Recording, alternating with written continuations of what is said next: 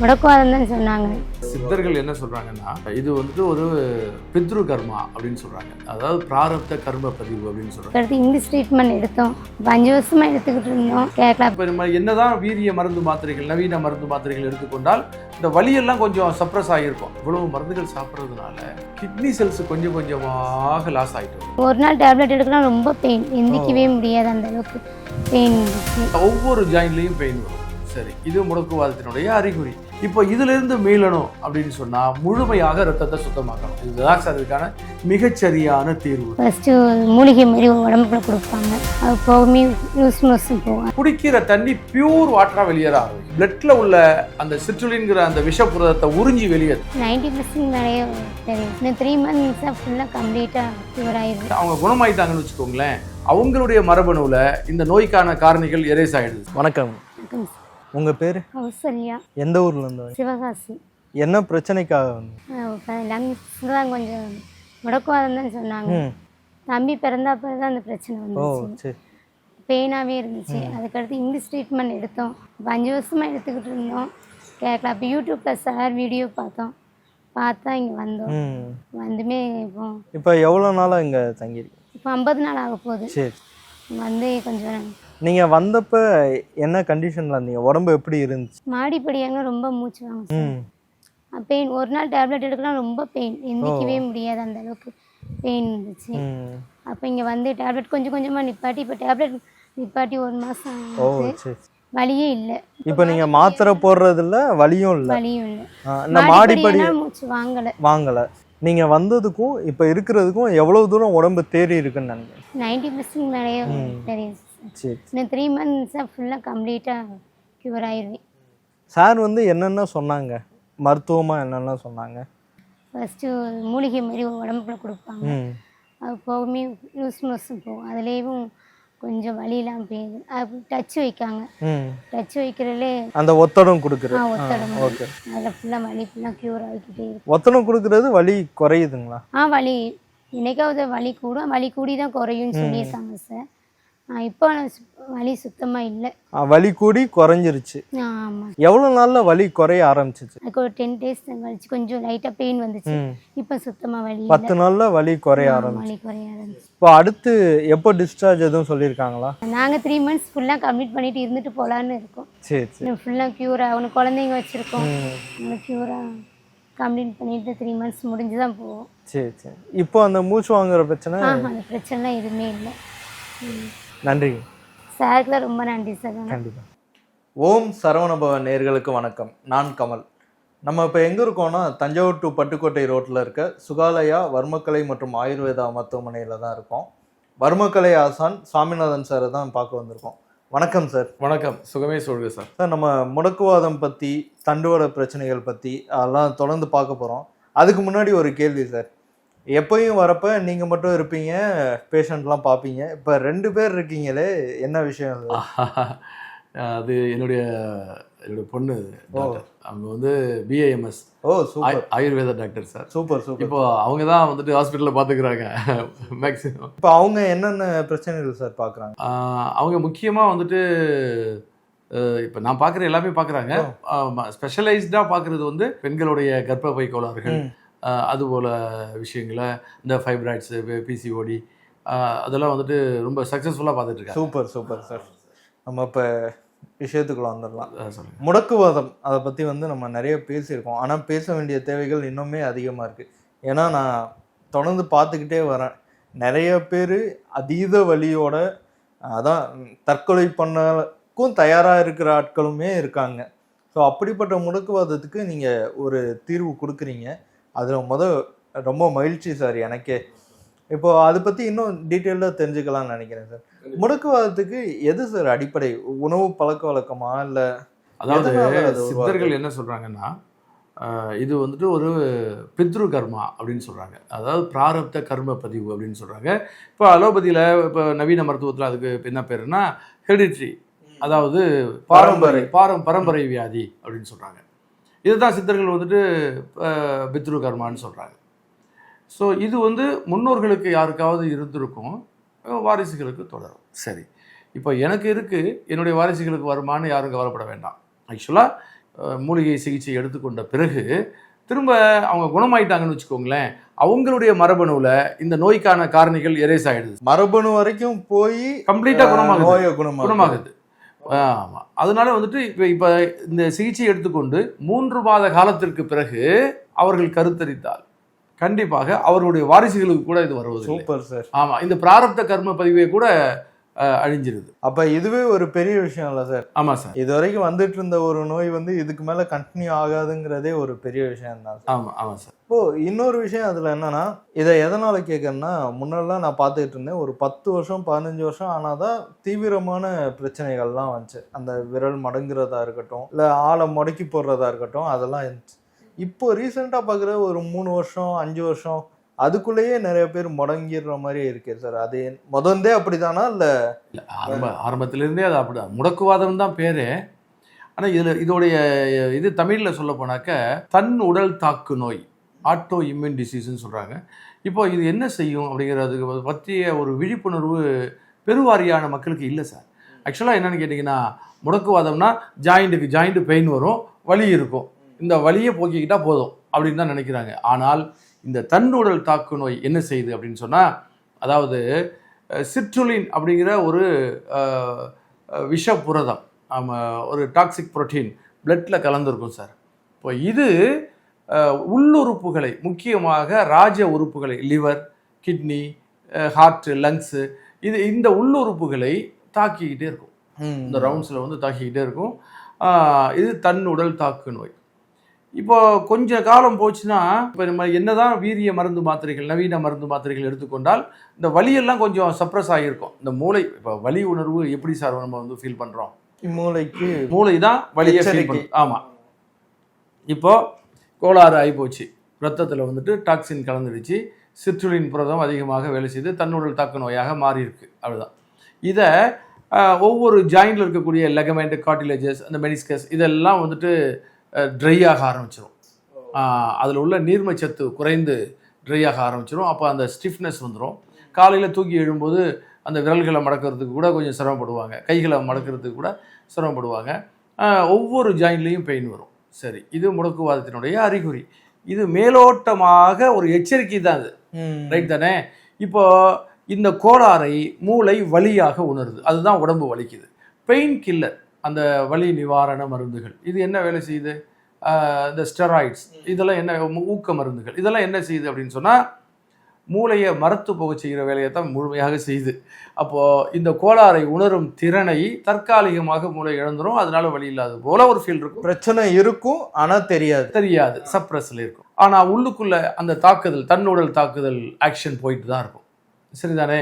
இப்போ இதிலிருந்து மீளணும் அப்படின்னு சொன்னால் முழுமையாக ரத்தத்தை சுத்தமாக்கணும். இதுதான் சார் இதுக்கான மிகச்சரியான தீர்வு, ரைட் தானே? இன்னைக்கு உலகளாவிய அளவில் என்னால் உறுதியாக சொல்ல முடியும், இதுக்கான தீர்வு இல்லைன்னு தான் நம்பப்படுது. ஆனால் பல்லாயிரக்கணக்கான ஆண்டுகளுக்கு முன்பாகவே போகர் சித்தர் வந்துட்டு தன்னுடைய பாரம்பரிய, தன்னுடைய வாரிசுகளுக்கு, அதாவது சித்தர் பாரம்பரியத்தில் 18 சித்தர்கள் இருக்காங்க. அப்போ இதில் போகர் சித்தர் தான் இதுக்கான வழிகாட்டி.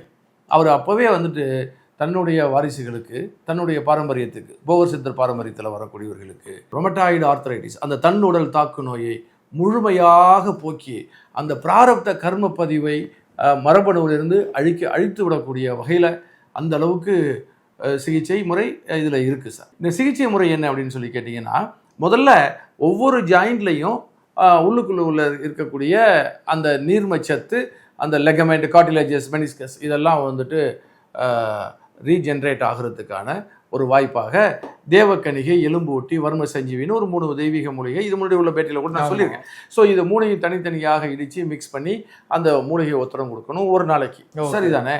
அடுத்த நாள் வந்துட்டு வேறு 3 மூலிகைகள், வர்ம மூலிகைகளை தனித்தனியாக இடித்து சாறு எடுத்து அந்த சாரை வந்துட்டு இன்னொரு மூலிகையோடு போட்டு மிக்ஸ் பண்ணி அதை குக் பண்ணி அதை சமைத்து அதை இன்டேக் உணவாக சாப்பிட கொடுப்போம். ஆமாம், அந்த கீரையை சாப்பிடணும். சாப்பிட்டாங்கன்னாக்க சாப்பிட்டு ஒரு 3/4 மணி நேரத்தில் வயிறு மொத்தமாக சுத்தமாயிடும். வயிற்றில் எதுவுமே எம்டி ஸ்டொமக் ஆகிடும். அதன் பிறகு கொஞ்சம் வார்ம் வாட்டர் வச்சுக்கிட்டு குடிச்சிக்கிட்டே இருக்கணும், கொஞ்சம் கொஞ்சமாக குடிச்சிக்கிட்டே இருக்கணும். அப்புறம் தொடர்ச்சியாக டிசென்ட்ரி போக ஆரம்பிக்கும். குடிக்கிற தண்ணி பியூர் வாட்டரா வெளியேற ஆரம்பிக்கும். அப்பதான் அதாவது வயிறு முழுக்க காலியாகி குடிக்கிற தண்ணியும் பியூராகவே வெளியில போகும். அப்பதான் அந்த பிளட்ல உள்ள அந்த சிட்ருலின்கிற அந்த விஷப்புரதத்தை உறிஞ்சி வெளியேற்றும். உங்களுக்கு சொல்றது புரியுதா? ஸோ அப்போ இந்த வியாதி குணமாகிட்டே வரும். ரத்தத்தில் உள்ள கோளாறு கொஞ்சம் கொஞ்சமாக குறைந்து அந்த குணம் அவங்களுக்கு ஒரு 10 நாள்லயே அவங்களுக்கு அந்த குணம் தெரிய ஆரம்பிச்சிடும். இப்போ ஏற்கனவே அந்த வீரிய மருந்துகள் சாப்பிடுவாங்க. அதாவது HCl ஹைட்ராக்சி குளோரோக்வின், அப்புறம் SAAZ சாஸ், அப்புறம் ஃபோலிட்ராக்ஸ், இது போன்ற வீரிய மருந்துகள், பெட்னசால், சிட்டிசின், இது போன்ற வீரிய ஸ்டெராய்டு மருந்துகள் எல்லாம் சேர்த்து சாப்பிடுவாங்க. ஸோ அது தேவையில்லை. இதில் இன்னொரு விஷயம் நீங்கள் கவனிக்கணும். இது சப்ரஸில் வச்சுருக்கோமே தவிர கோளாறு உள்ளுக்குள்ளே தன்னுடல் தாக்குதல் நடந்துக்கிட்டு தான் இருக்கும்னு நம்ம சொல்லிட்டோம். இதை தாண்டி இவ்வளவு மருந்துகள் சாப்பிட்றதுனால கிட்னி செல்ஸ் கொஞ்சம் கொஞ்சமாக லாஸ் ஆகிட்டு வரும். அந்த வீரிய மருந்து எடுக்கிறதுனால கிட்னியும் பாதிக்கும், கண்டிப்பாக பாதிக்கும். ஏற்கனவே தன்னுடல் தாக்குதலில் நோயினுடைய காரணியும் அந்த வேலை செய்யுது. அதை குணமாக்குற அதற்காக இந்த வலி துன்பத்தை கொஞ்சம் மறக்கடிக்கக்கூடிய வகையில் சாப்பிடக்கூடிய இந்த வீரிய மருந்துகள் அதுவும் போய் சேர்த்து அட்டாக் பண்ணுறதுனால சீக்கிரத்தில் கிட்னி பழுதாகக்கூடிய ஒரு வாய்ப்பும் இருக்குது. ஸோ இப்போ நம்மக்கிட்ட சிகிச்சை முறைக்கு வந்துட்டாங்கன்னா ஒரு 3 மாத காலம் இங்கே தங்க வச்சுருவோம் அவங்கள. ஒரே கண்டிஷன் 3 மாதம். ஆமாம்.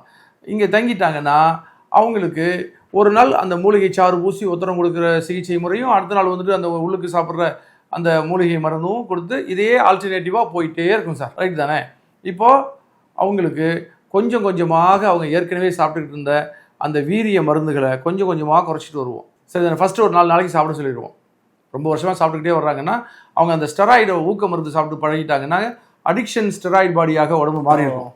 விட்டுட்டோம்னா டீஹைட்ரேட் ஆகிடும் உடம்பு. ஸோ அதனால் டக்குன்னு விட வேண்டாம். ஒரு 4 நாள் சாப்பிடுங்க. 4 நாளைக்கு அப்புறம் பாதி மாத்திரையாக உடச்சி சாப்பிடுங்க. ஒரு மாத்திரையை 2 வேளைக்கு சாப்பிடுங்க, 2 நாளைக்கு சாப்பிடுங்க அப்படின்னு சொல்லி அங்கிட்டு ஒரு 8 நாள் அப்படி போகும். அப்புறம் அந்த பாதி மாத்திரையை கால்வாசி மாத்திரையாக உடைச்சி அதை பாதியாக உடைச்சி அங்கிட்டு ஒரு 8 நாள் போகும். அதுக்கப்புறம் இந்த கால் மாத்திரையவே ஒரு நாள் விட்டு ஒரு நாள் சாப்பிட சொல்லுவோம். அப்படி ஒரு 10 நாள் போகும். அப்படி விட்டுற சொல்லுவோம். அப்போ அந்த வீரிய படிப்படியாக மெதுவாக லேண்ட் ஆகணும். அந்த வீரிய மருந்துகளை நிறுத்திட்டு நம்ம இந்த உள்ளுக்கு சாப்பிடக்கூடிய இந்த மூலிகை மருந்து மிகுந்த அற்புதமாக வேலை செய்யுது. இப்போது நம்ம இதை இப்போ வேர்ல்டு வைடு எந்த மருத்துவ முறையிலையும் இந்த தன்னுடல் தாக்கு நோயான இந்த ரொமட்டாய்டு ஆர்த்ரைட்டிஸ்க்கு ஒரு முடிவான தீர்வு அப்படிங்கிறது இல்லை அப்படின்னு தான் எல்லாரும் நம்பிக்கிட்டு இருக்காங்க. ஆனால் முடிவான தீர்வு உங்கள்கிட்ட இருக்கு. இதை கடந்த 25 வருஷமாக ஆயிரக்கணக்கான பேரை நம்ம குணமாக்கியிருக்கோம். சரிதானே? எவ்வளோதான்.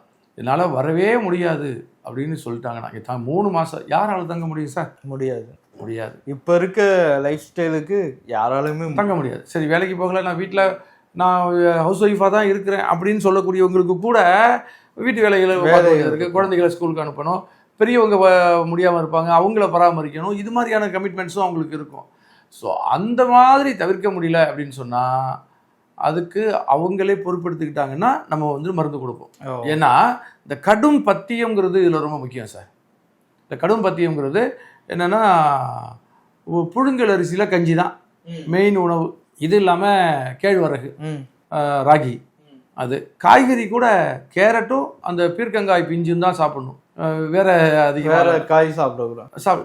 அதாவது சில விஷயம் சில பேருக்கு ஒத்துக்கும், பல பேருக்கு ஒத்துக்காது. சில பேருக்கு ஒத்துக்காது, சில விஷயம் சில பேருக்கு ஒத்துக்கும், அங்கிட்டு அவங்களுக்கு ஒத்துக்காது. இது போன்ற ஒரு முடிவுக்கு வர முடியல இந்த உணவு கட்டுப்பாட்டு. அவங்கவுங்களுக்கு ஏற்ற மாதிரி அவ்வளோதான். ஆனால் பொதுவான விதி என்னென்னா புழுங்கல் அரிசி எல்லாருக்கும் ஒத்துக்கும், பச்சரிசி ஒத்துக்காது, ஏற்றி விட்டுருவோம்.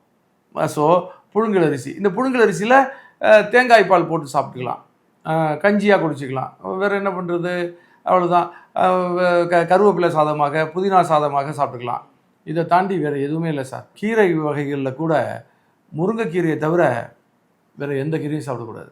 முடக்கத்தான் கீரை சாப்பிட்லாம். இதை தாண்டி வேறு எந்த கீரையும் யூஸ் பண்ணக்கூடாது. காய்கறிகளில் நான் சொல்லிட்டேனே, கேரட்டும் இது தான், பீர்க்கங்காய் தான். அப்புறம் பழத்தில் பப்பாளி பழம் சாப்பிட்லாம். கொய்யா பழம் சிலருக்கு ஒத்துக்கும், சிலருக்கு ஒத்துக்காது. அதுதான். வேறு எந்த பழமும் சாப்பிடக்கூடாது. புளிப்பு சுவை அறவே கூடாது. இப்போ ஆப்பிளில் கூட நல்லா இனிக்கிற பழமாக இருந்துச்சுன்னு வச்சுக்கோங்களேன், சாப்பிட்லாம். அதுலேயே புளிக்குதுனாக்க சிக்கலாக போயிடும். புளிப்பு சுவை தான் இப்போ பிரச்சனை. Dead against orange citrus item, சாத்துக்குடி, கமலா ஆரஞ்சு, லெமன், அதில் லெமன், இதுலெல்லாம் புளிப்பு அதிகமாக இருக்குது. தக்காளி கூட யூஸ் பண்ணக்கூடாது. ரைட்டா? அந்த கடும் பத்தியத்தை அவங்க ஃபாலோ பண்ணிக்கிறேன் நான். ஆனால் மருந்து அன்னைக்கு ஃப்ரெஷ்ஷாக சமைச்சு கொடுக்குற மருந்து, அப்போ தான் அது எஃபெக்டிவாக வேலை செய்யும். சரி, இது மாதிரி தவிர்க்க முடியாமல் இங்கே தங்க முடியாது, நான் வீட்டிலேருந்தே யாரையாவது அனுப்பி வாங்கிக்கிறேன் மருந்து, கொரியரில் அனுப்ப முடியாது.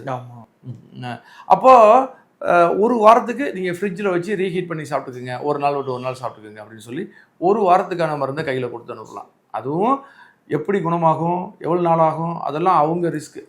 ஏன்னா சாப்பிடும்போது ஏதாவது கவனக்குறைவாக சாப்பிட்டுட்டாங்கன்னா லேட் ஆகும். சரிதானே?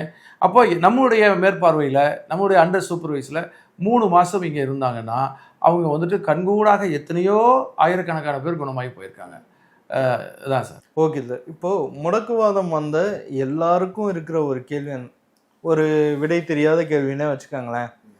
வந்துருச்சு, அதுக்கப்புறம் நீங்கள் தீர்வெல்லாம் சொல்கிறீங்க. ஒருவேளை எனக்கு முன்னாடியே தெரிஞ்சிருந்தா நான் இதெல்லாம் பண்ணியிருப்பேனே அப்படிங்கிற ஒரு கேள்வி எல்லாருக்குள்ளேயும் இருக்குல்ல சார். முடக்குவாதம் வராமல் இருக்கிறதுக்கே என்னென்ன பண்ணலாம்? அது எதுவும் வாய்ப்பு இருக்கா? இல்லை பரம்பரை வியாதினா கண்டிப்பாக வந்து தான் ஆகுன்ற?